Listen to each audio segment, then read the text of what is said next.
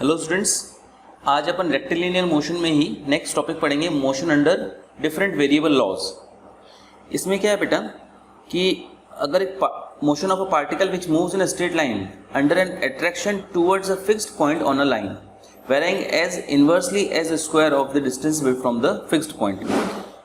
एक पार्टिकल है, उसके फिक्स्ड पॉइंट से जो अट्रैक्शन फोर्स जो है, पार्टिकल सपोज यहाँ पर ये फिक्स पॉइंट ए है, जो अट्रैक्शन फोर्स जो है वो प्रोपोर्शनल है जो डिस्टेंस है दोनों पार्टिकल और फिक्स पॉइंट के बीच में। फिक्स पॉइंट ओ मान लेते हैं और ये इस तरह से ये ए डैश और ये ए मान लेते हैं, ऐसा ऑसिलेट कर रहा है पार्टिकल। और इस बार अट्रैक्शन फोर्स जो है वो प्रोपोर्शनल है distance of from the fixed point. F is proportional to 1/x²। अगर ऐसा हो, पहले तो क्या था बेटा, डिस्टेंस से डायरेक्टली प्रोपोर्शनल था पिछले वाले टॉपिक में। इस बार जो डिस्टेंस है उसके स्क्वायर के इनवर्सली प्रोपोर्शनल है। तो बेटा क्या होगा, पार्टिकल का फोर्स कितना होगा, m mass into acceleration. Acceleration को हम लिख लेता हूँ dx/x/dt²। प्रोपोर्शनलिटी का साइन हटाता हूँ, इक्वल आएगा और कॉन्स्टेंट लगाता हूँ लैम्डा, माइनस का लैम्डा अपॉन x²। ठीक है। अब अगर इसको m को इधर भेज दो तो lambda by m, let minus का लैम्डा बाय नहीं प्लस का लैम्डा बाय m को अपन मान लेते हैं म्यू। तो ये हो जाएगा d²x upon dt² is equals to minus का म्यू अपॉन x²। इसको ऐसे भी लिख सकते हैं x double dot is equals to minus का म्यू अपॉन x², या ऐसे भी लिख सकते हैं v dv/dx। ये अपन ने पिछले वाले वीडियो में किया ही है और पिछले वाले चैप्टर में काफ़ी बार ये यूज़ हुआ है, माइनस का म्यू अपॉन x²। इंटीग्रेशन करने के लिए क्या करते हैं अपन, इसको अलग अलग करते हैं। v dv is equals to minus का mu upon x² dx। Integration करने पर ये तो आएगा v²/2 और ये आएगा माइनस का 1/v, म्यू बाय x हो जाएगा, प्लस कॉन्स्टेंट c/2 लगाता हूँ, 2 से मल्टीप्लाई करता हूँ तो ये हो जाएगा v² equals to 2 mu by x plus c। तो ये इक्वेशन है इस मोशन की। ओके। अब अगर अपन ये मान लें जो मोशन है ये एक्सट्रीम जो डिस्प्लेसमेंट है वो मैक्सिमम डिस्प्लेसमेंट ए है, तो और पार्टिकल यहाँ से शुरू हुआ है ए से, ठीक है, यहाँ से ऑसिलेट होना शुरू हुआ है। तो since at x equals to a v was equals to 0, velocity यहाँ पे वेलोसिटी मैक्सिमम जब इस मैक्सिमम पॉइंट पे पहुँचेगा तो वेलोसिटी 0 हो जाएगी, फिर ये रिप्लेस वापस रिटर्न होगा, है ना।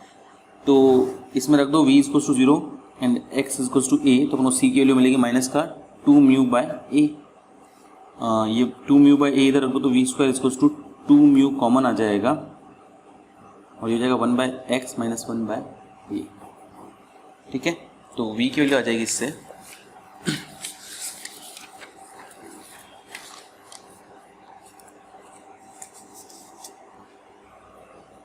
v इक्वल्स टू हो जाएगा √2 म्यू √1/x माइनस 1/a।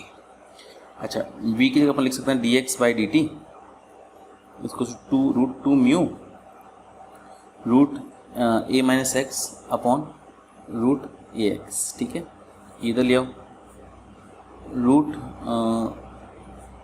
ये ले आते हैं, √a इधर आ जाएगा और √2 म्यू भी इधर ले लेते हैं और √x upon √a minus x denominator में dx is equals to dt हो जाएगा, √2 दे। चलो ठीक है, इंटीग्रेशन करने पर t इज इक्वल्स टू, यहाँ पे t आएगा बेटा, ये हो जाएगा, इसको तो एज इट इज लगता हूँ √a अपॉन 2 म्यू को, और यहाँ इंटीग्रेशन का sine √x upon √a minus x dx plus constant of integration आएगा। मैं सपोज कॉन्स्टेंट ऑफ इंटीग्रेशन लिख देता हूँ k। इसमें x के लिए मान लेते हैं, लेट x इक्वल्स टू मान लेता हूँ मैं a cos² थीटा। तो क्या होगा बेटा, ये √a cos theta upon a minus a cos² theta. a common आएगा तो √a बाहर, 1 minus cos² theta sine square theta होगा, रूट हो जाएगा sine theta d theta, √a से √a कट गया। cos अपॉन साइन थीटा का इंटीग्रेशन नहीं, dx को चेंज नहीं किया मैंने, dx equals to a 2 cos theta into minus का साइन थीटा डी थीटा। तो dx हो जाएगा a 2a माइनस का 2a cos theta into sine theta d theta. Sine theta से साइन थीटा कट जाएगा और ये हो जाएगा t will be equal to, ये a बार ले लेता हूँ, 2a अपॉन 2 म्यू और ये हो जाएगा cos square theta d theta. ठीक है, एक चीज़ ध्यान देने वाली बेटा, इस साइड जैसे डिस्प्लेसमेंट बढ़ेगा वेलोसिटी इस साइड कम होगी और वेलोसिटी इस साइड जाने पर वेलोसिटी बढ़ रही है ना। तो ये जो v is to root v square उधर जाएगा 2 म्यू 1 अपॉन एक्स माइनस 1 अपॉन ए, तो यहाँ प्लस माइनस लगता है, तो एक्चुअली अपन नेगेटिव वाला लेना पड़ेगा क्योंकि दोनों के साइन अपोजिट, दोनों का डायरेक्शन अपोजिट है डिस्प्लेसमेंट और वेलोसिटी के। अब तो यहाँ पे एक नेगेटिव चल रहा है स्टार्टिंग से, तो ये वो वाला नेगेटिव और ये वाला नेगेटिव पॉजिटिव हो जाएंगे और ये जाएगा cos square theta d theta. Cos square theta का इंटीग्रेशन होता नहीं डायरेक्ट, इसको अपन को लिखना पड़ेगा a की पावर हाफ और a की पावर 1 हो जाएगा 3/2 और √2 से कटेगा तो √2 ऊपर बचेगा अपॉन रूट म्यू। ये 1 प्लस कॉस 2 थीटा अपॉन 2 लिखा जा सकता है डी थीटा। ये वापस 2 √2 कटेगा तो t इज टू a की पावर 3/2 अपॉन √2 म्यू हो जाएगा और 1 का हो जाएगा थीटा और cos 2 थीटा का हो जाएगा sin 2 थीटा अपॉन 2। ठीक है, और कांस्टेंट ऑफ इंटीग्रेशन कैपिटल के आई पीछे। अब कंडीशन क्या है बेटा, सिंस एक सेकंड थीटा की वापस वैल्यू रखनी पड़ेगी, थीटा की जगह वैल्यू रख दो, put theta is equal to क्या होगा बेटा x by a root x by a और cos inverse root x by a रख दो, तो क्या होगा बेटा ये t is equal to a की पावर 3/2 अपॉन √2 म्यू, थीटा की जगह तो cos inverse x root x by a लिख देते हैं। अच्छा, साइन थीटा की जगह मैं काम करता हूँ, साइन 2 थीटा की जगह 2 साइन थीटा कॉस का लिख सकता हूँ, तो 2 साइन थीटा की जगह मैं लिख देता हूँ square root of 1 minus cos square theta into cos theta की जगह cos theta upon 2 sine theta cos theta, sine 2 theta का फॉर्मूला है ही ये, प्लस की 2 से 2 कट जाएगा। अब कॉस थीटा की जगह वापस ये रख दो एक रूट x बाई ए, तो क्या हो जाएगा बेटा ये a की power 3/2 upon √2 mu cos inverse root x upon a और इसका स्क्वायर होगा तो ये जाएगा 1 minus x square upon a square और ये जाएगा root x upon a plus k. ठीक है, तो ये हो गया a की power 3/2 upon √2 mu cos inverse root x upon a, ये एलसीएम लोगे तो root a square minus x square और ये x मल्टीप्लाई कर देते हैं तो ये हो जाएगा a square x minus x square upon a और ये जाएगा 1 अपॉन रूट a। ठीक है, प्लस k।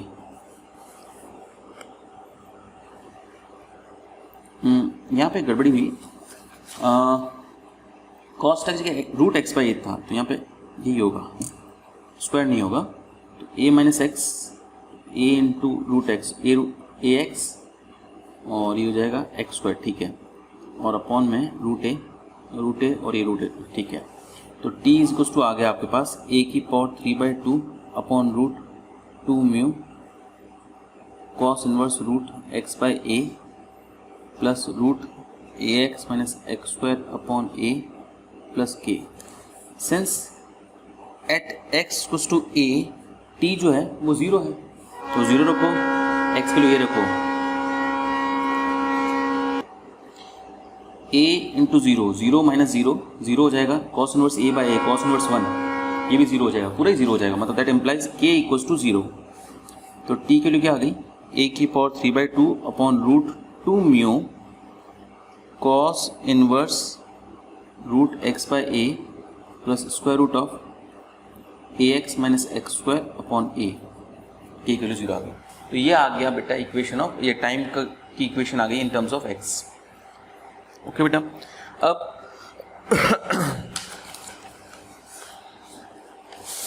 अगर पार्टिकल इस ए से शुरू होता है और 0 पे पहुंचने पर कितना टाइम लगता है, अगर ये टाइम निकालना है तो क्या होगा बेटा, आप at t is equals to t निकालना है आपको जब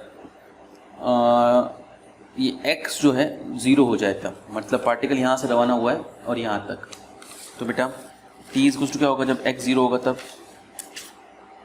ये 0 होगा, तो cos इनवर्स 0 तो 1 होता है, नहीं cos इनवर्स 0 तो π/2 होता है, और ये 0 माइनस 0 तो 0 हो जाएगा, तो ये हो जाएगा a की power 3/2 upon root 2 mu into π/2। तो ये टाइम लगा बेटा पार्टिकल का a से o तक जाने में। और कंप्लीट टाइम पीरियड कितना होगा, कंप्लीट टाइम पीरियड मतलब a पूरा जाके वापस a तक आने में टाइम लगने वाला टाइम। तो इधर टाइम t लगा, इधर टाइम t, इधर टाइम t, इधर टाइम t, 4 गुना टाइम लगेगा वापस a तक आने में। तो टाइम पीरियड कितना होगा बेटा, टाइम पीरियड मतलब एक पूरा साइकिल कंप्लीट करने में कितना टाइम लगेगा, 4 टाइम्स ऑफ t, यानी कि a की 4 से मल्टीप्लाई करोगे तो ये 4 से 2 कटेगा, 2 बचेगा, 2 a की power 3/2 pi upon root 2 mu will be answer. ये टाइम पीरियड है जब डिस्टेंस, जो एक्सट्रैक्शन फोर्स जो है वो डिस्टेंस के स्क्वायर के इन्वर्सली प्रोपोर्शनल हो। ठीक है बेटा, तो ये फॉर्मूला अपन ने देखा, इन फॉर्मूला पे बेस्ड क्वेश्चन अपन करते हैं। अब क्वेश्चन करने से पहले देखो एक और टॉपिक है, motion of a particle under gravity of earth. अगर ग्रेविटी के कारण मोशन है, ऑब्जेक्ट मोशन में है ग्रेविटी के अंदर, तो क्या लॉज होंगे उसके लिए। अगर पार्टिकल अर्थ के सरफेस के बाहर हो तो जो एक्सेलरेशन फोर्स होगा वो माइनस का म्यू अपॉन एक्स स्क्वायर होगा, मतलब डिस्टेंस के इन्वर्सली प्रोपोर्शनल होगा, डिस्टेंस के स्क्वायर के इन्वर्सली प्रोपोर्शनल होगा। और अगर पार्टिकल सरफेस के अंदर हो तो जो एक्सेलरेशन होगा वो माइनस का लैम्डा एक्स होगा। ये ध्यान रखना बेटा आपको।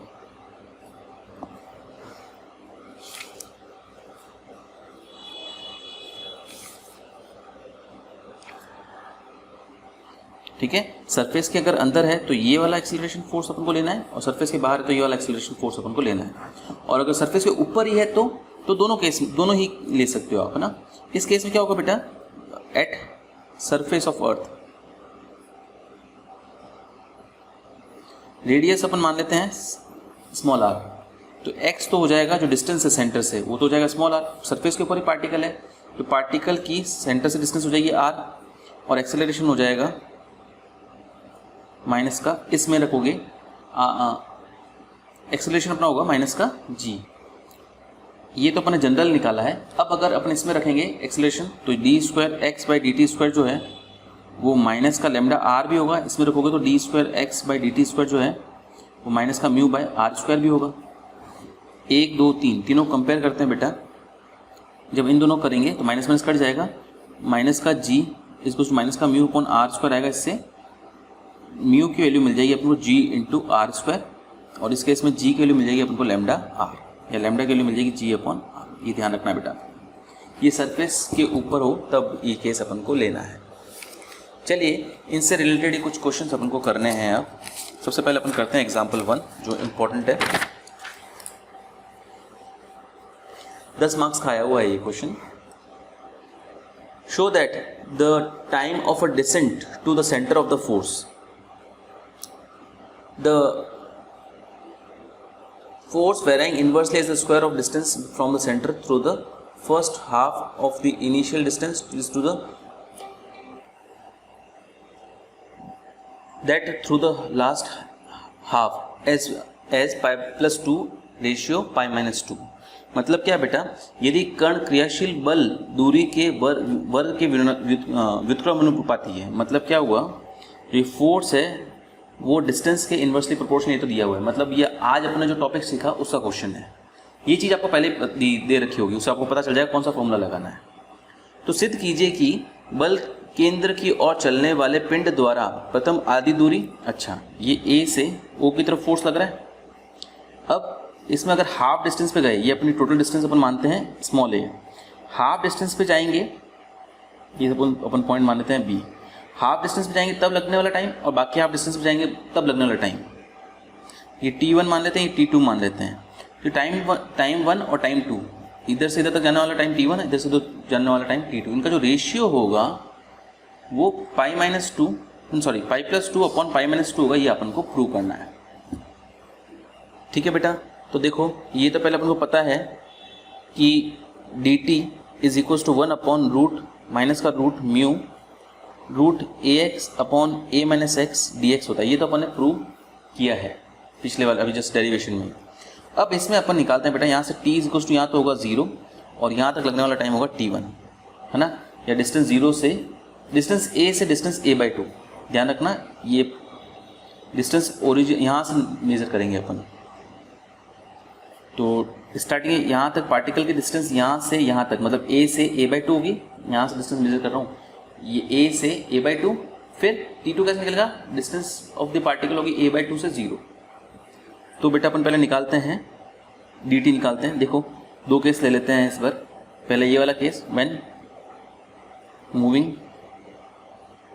फ्रॉम a टू b, इसमें होगा इंटीग्रेशन ऑफ 0 से T1, यहाँ से यहाँ तक लगने वाला time T1 dt -1 upon root mu और इंटीग्रेशन a से a/2, ये रूट a बाहर निकाल देता हूँ, root x upon root a minus x dx।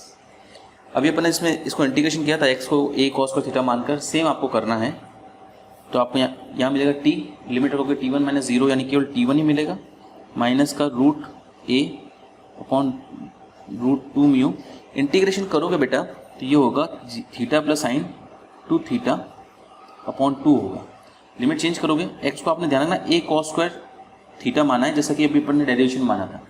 Limit change जाएगी, x की जगह जब a होगा a से कट जाएगा, cos square theta is equals to a होगा तो cos theta is equals to 1 होगा। cos थीटा 1 कब होता है, 0 पर, तो 0। और a/2 रखोगे तो cos theta is equals to 1/√2 आएगा। 1/√2 कब होता है, पाई/4 पर। ये लिमिट्स मैंने चेंज की यूजिंग दिस। ये x के लिमिट्स हैं, मैंने थीटा की लिमिट्स निकाली है। अब जब वैल्यूज प्लग इन करूँगा बेटा तो मुझे ये मिलेगा a की पावर 3/2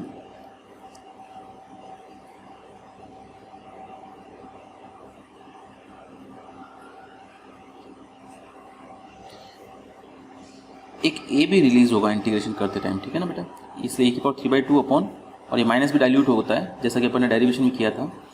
ये लिमिट्स रखने पर ये आएगा पाई/4 प्लस 1/2 और 0 रखने पर 0 आएगा, ये आएगा। ठीक है। सिमिलरली व्हेन मूविंग फ्रॉम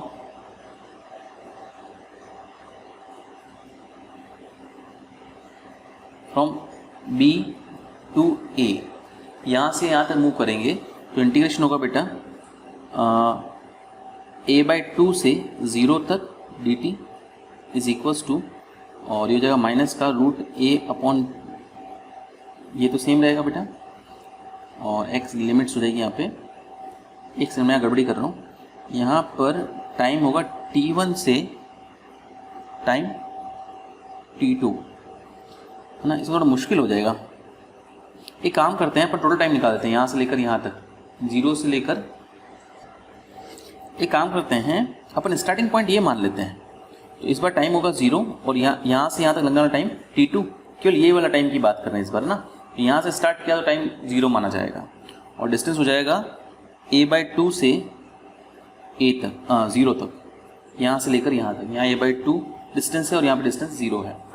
ये हो जाएगा स्क्वायर रूट ऑफ x अपॉन square root of a minus x dx। Integration करोगे और सॉल्व करोगे ये आ जाएगा आपके T2 will be equal to a की power 3/2 upon root 2 mu pi upon 4 minus 1/2। ये सेम तरीके से ये बेटा जैसे डेरिवेशन में अपन ने किया है। अब देखिए T1 अपॉन T2 क्या आएगा, 10 अपॉन 10, ये चीज़ तो कट जाएगी। इधर एलसीएम लेता हूँ, पाई प्लस 2 अपॉन 4, इधर एलसीएम लेता हूँ, pi minus 2 upon 4 upon 4 cut गया, pi plus 2 upon pi minus 2 answer. Hence prove, यही प्रूव करना था। ये 10 मार्क्स का क्वेश्चन आया हुआ है। चलिए और एग्जाम्पल देखते हैं इसी तरह के। एग्जाम्पल 3, ये भी इंपॉर्टेंट है बेटा, ये भी 10 मार्क्स का आया हुआ है। क्या है, a particle is projected vertically upwards from the earth surface, earth के सरफेस से इसको ऊपर की तरफ प्रोजेक्ट किया, with a velocity just sufficient to carry it to infinity. अच्छा, ऑब्जेक्ट इन्फिनिटी पे जा रहा है। If a is the radius of the earth, okay, ये तो है रेडियस, और उसके ऊपर इन्फिनिटी की तरफ हमने फेंक दिया। Prove that the time it takes in reaching the height h height पर रीच करने के लिए जो टाइम लगेगा, अपन मान लेते हैं यहाँ पे हाइट h है, ठीक है, जो टाइम लगेगा वो ये होगा 1/3 √2a अपॉन g 1 + h/a की पावर 3/2 - 1, ये होगा, अपन को प्रूव करना है। तो चलिए शुरू करते हैं। अब अर्थ के सरफेस के बाहर का क्वेश्चन है, तो ऑब्वियसली ये एक्सेलरेशन जो होगा d²x/dt², ये माइनस का म्यू अपॉन x² होगा, ये अपने जस्ट देखा। एट सरफेस पे क्या होता है बेटा, x तो होगा a, डिस्टेंस जो है वो आपकी a के बराबर होगी बेटा, a ओरिजिन से डिस्टेंस ली जाती है आपकी ना, सेंटर से, अर्थ के सेंटर से, और एक्सेलरेशन जो है वो आपका -g होता है। तो इन दोनों को इक्वेट अगर आप करो तो माइनस का g इसको तो माइनस का म्यू अपॉन x² की जगह आ जाएगा a²। तो इससे पता चल जाएगा बेटा mu equals to a² into g. एक तो ये चीज़ पता चल गई, जाना g यूनिवर्सल कांस्टेंट है, स्मॉल g। तो आपका इक्वेशन चेंज हो जाएगी, d²x/dt² equals to a²g upon x² में।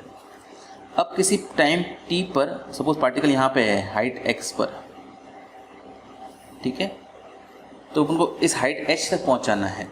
तो अपन क्या पहले इक्वेशन अपन निकालते हैं। इक्वेशन अपन को ऑलरेडी पता है कि v² जो है वो 2μ अपॉन x² प्लस g होती है, c होता है, और म्यू की जगह अगर आप ये वैल्यू रख भी दें a²g, वो भी अपन रख सकते हैं।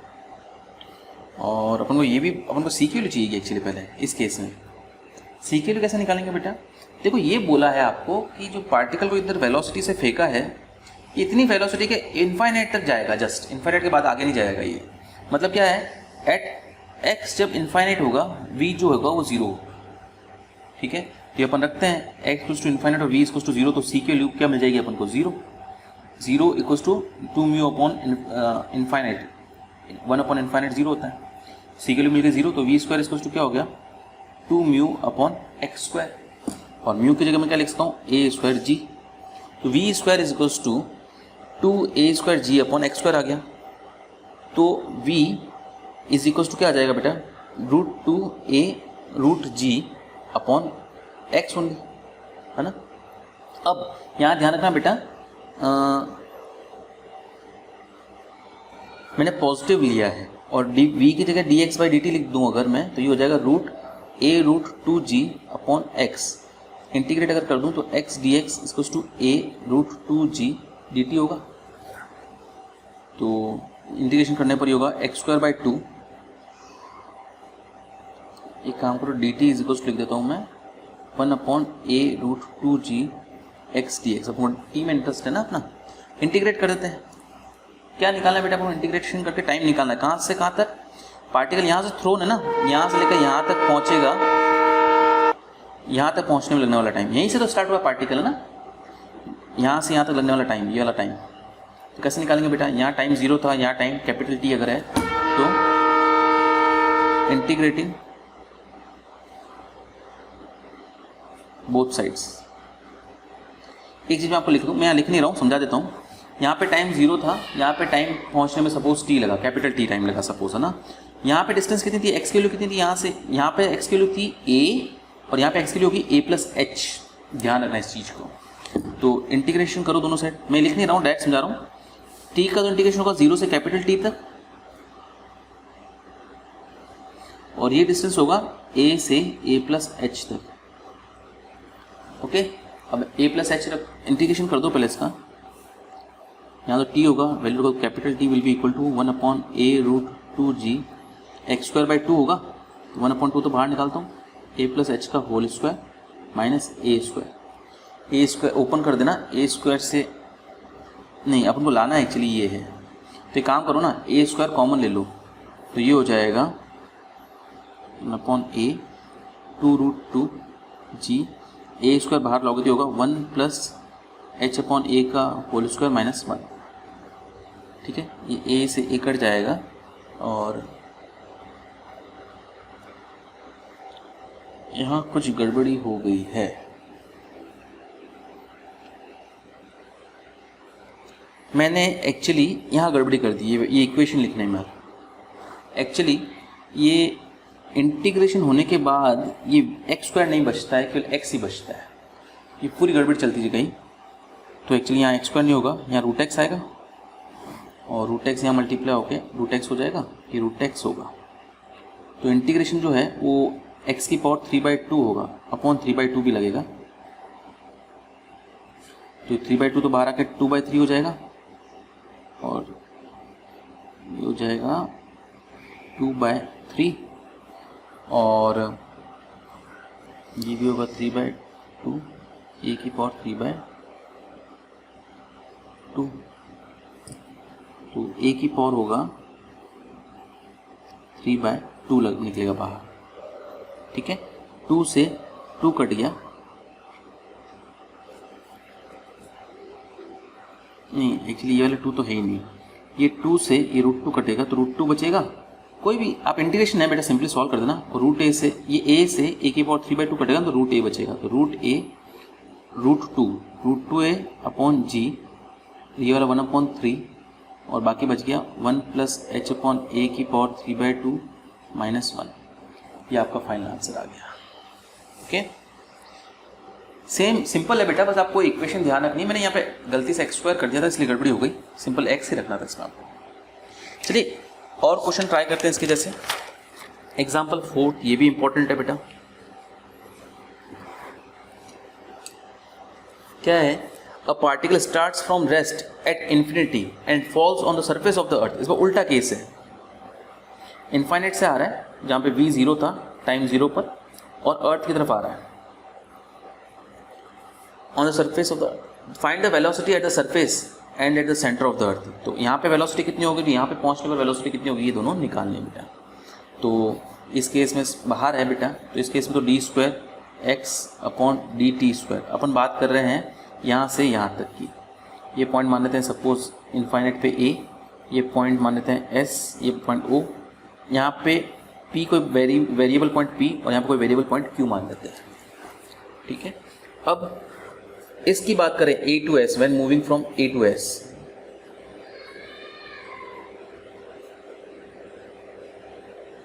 तो d² x/dt² जो होगा वो माइनस का म्यू अपॉन x² होगा, जहाँ पे x जो है ये सेंटर से डिस्टेंस है, ध्यान रखना। सर इसकी रेडियस अपन मान लेते हैं स्मॉल r, और ये डिस्टेंस इनफाइनाइट है ही है।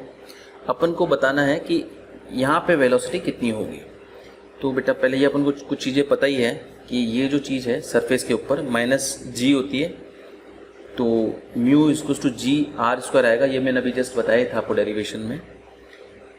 तो अगर मैं इस म्यू की जगह gr² लिख दूँ तो ये हो जाएगा d² x upon dt² is equals to gr²। ये तो यूनिवर्सल ही है, म्यू इक्वल्स टू gr², तो ध्यान रखना।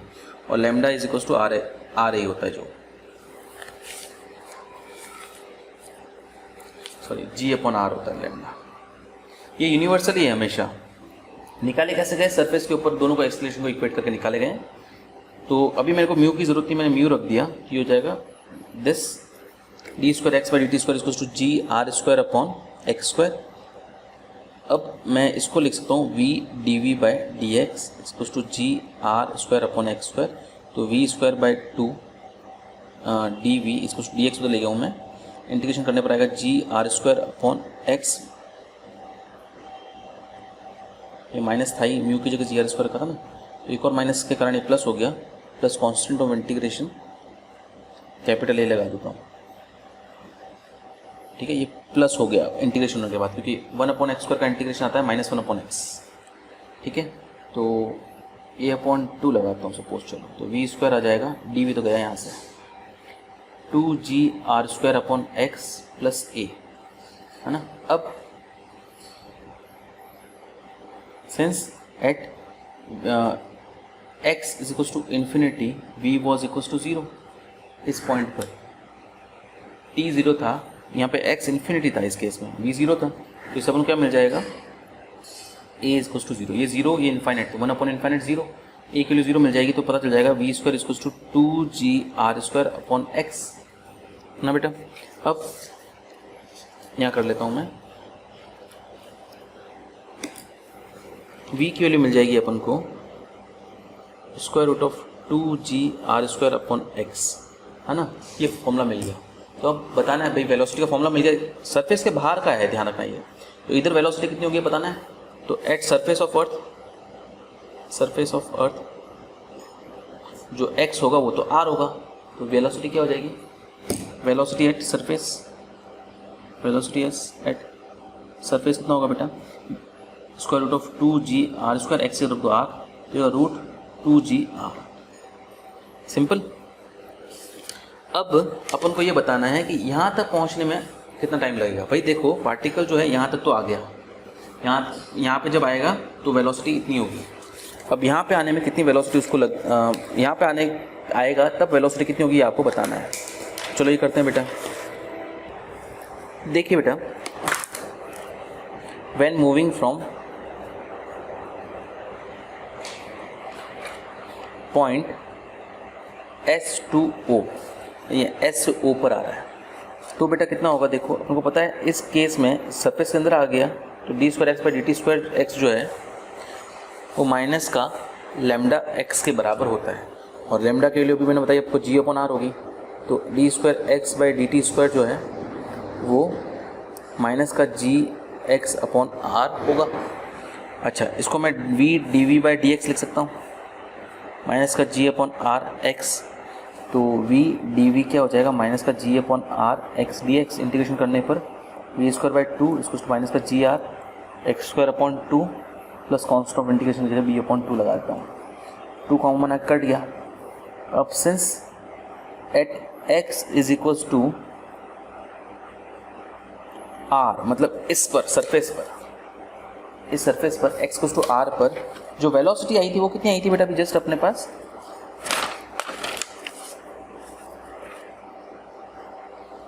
वेलोसिटी अपने पास जस्ट आई थी रूट 2gr, ये भी अपने जस्ट निकाली थी बेटा पॉइंट S पर वेलोसिटी, तो ये इसमें प्लग इन करो तो ये v स्क्वायर हो जाएगा 2gr is equals to minus का g अपॉन r, और ये r स्क्वायर कितना होगा, r स्क्वायर हो जाएगा ये प्लस b, तो r सार कटेगा gr और 2gr 3gr, तो b के लिए हो जाएगी 3gr, ठीक है। तो ये कितना हो जाएगा बेटा v square is equals to minus का g x square plus 3gr, ये b की वैल्यू प्लग इन कर दी।